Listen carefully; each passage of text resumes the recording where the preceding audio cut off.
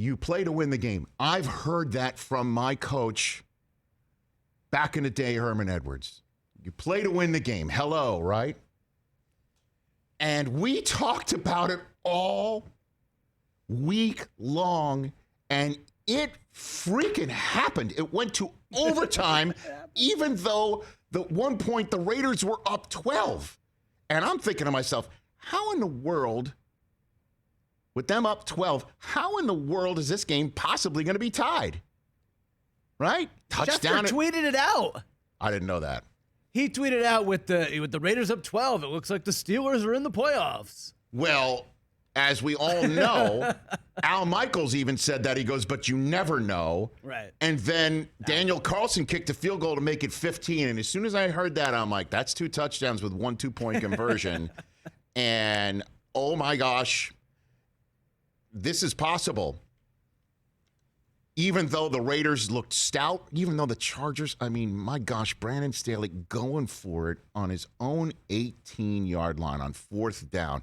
It would make even the most inveterate gamblers on the Las Vegas Strip blanch and wince at that gamble. Dude.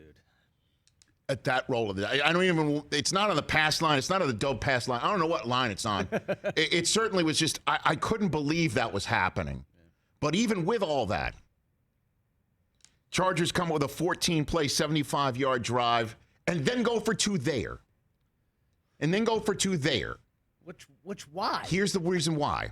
I have had so many conversations with coaches and analytics and folks.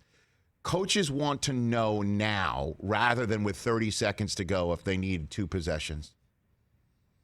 They want to go for it now because you can get it now and then know the rest of the way that you just need 1 score rather than wait to the very possible end, go for 2, not get it, and learn with 30 seconds left, I need to have 1 more possession. Now you got to onside kick it.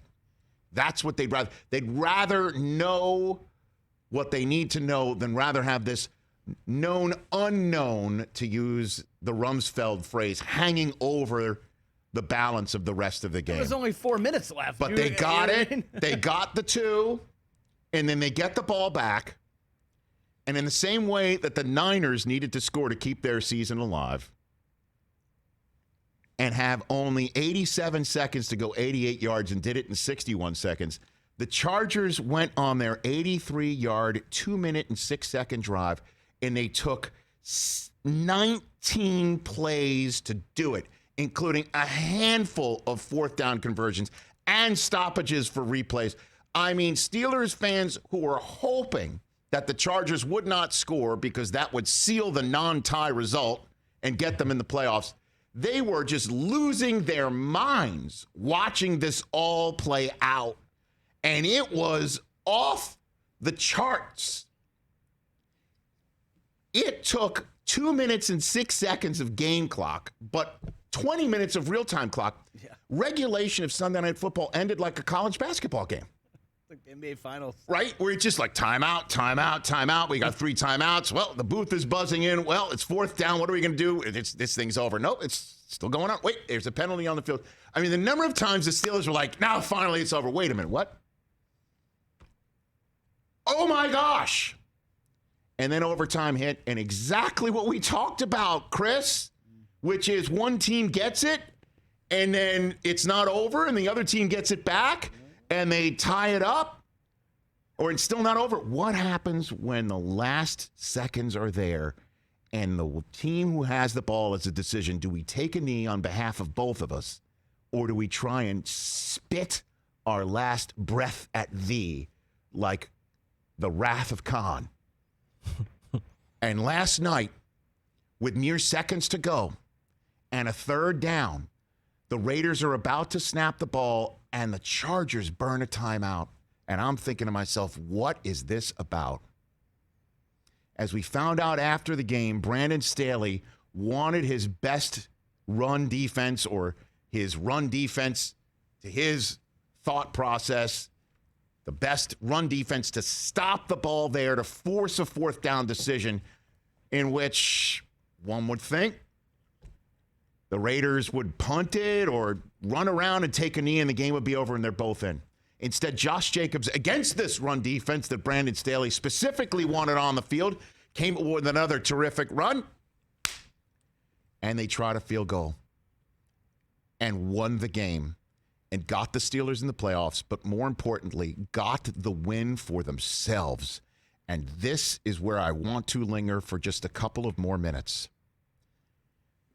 This is why we watch the NFL. This is why we love the NFL. Because everybody spills their blood and sweat and tears and figurative guts on a field to win. Al Davis never once in his life said, just tie, baby. Never once. I feel safe in saying. And he may have been sitting from wherever he was watching that game last night saying, well, I'd rather screw the Steelers because of the immaculate reception. Well, I don't know. I kind of like screwing the Chargers, too. One thing's for sure. Win it. Win it. And Rich Bisaccia, pushing buttons all year long in a manner in which he probably never dreamt he would have an opportunity of pushing. But what happened with Gruden, now it's a big yada, yada, yada, but what happened with Gruden happened. Mayock puts this guy in, not Gus Bradley, who's got experience. Mayock goes, I'm going with the special teams coach, who Mayock called one of the best leaders he's ever been around. And this guy who was there when Gruden suddenly, poof, disappeared or was made to disappear. And then Henry Ruggs kills a woman behind the wheel of a car, and their stretch the field receiver is poof, gone. And Arnett is doing whatever he's doing with guns, and poof, he's gone. And COVID hits the Browns, and they have to force themselves to go in a different direction in terms of flying there and when they're playing. I mean, the number of buttons this guy had to push all year long decides we're going to win it. We're going to kick it. And that runs the risk of the Chargers blocking it and running it back, or all of that stuff. He says we're going to win it and just sticks it right into the gut of their AFC West rival. That's how you coach it and you play it. I'm all for it. I'm all for it. The whole idea of, well, you don't like us celebrating? Stop us. You don't like us doing it? Stop us. Not taking a knee. Now, if they had stopped Josh Jacobs, does he try the 50-some-odd field goal? I don't know about that. Interesting thing, though, is Bisaccia doesn't have to answer that question. And because of all these button pushes, he becomes the first ever interim head coach to coach a team that he's the interim for in the playoffs. That's never happened before either. What a Week 18. Holy crap.